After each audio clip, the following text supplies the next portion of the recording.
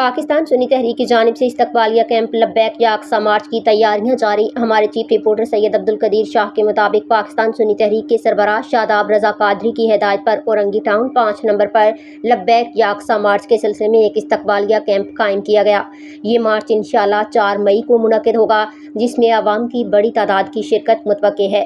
इस्तकबालिया camp में Karachi working committee के रुकन राहील कादरी समेत तहरीक के कारकुनान ने भरपूर शिरकत की। राहील कादरी ने कहा कि ये मार्च इसराइल की जानिब से गजा में फ़लस्तीनी मुसलमानों पर ढाए जाने वाले जुल्म सितम के खिलाफ पुरअमन एहतजाज है और इसमें तमाम अहले सुन्नत वल जमात की तंजीमें भरपूर शिरकत करेंगी।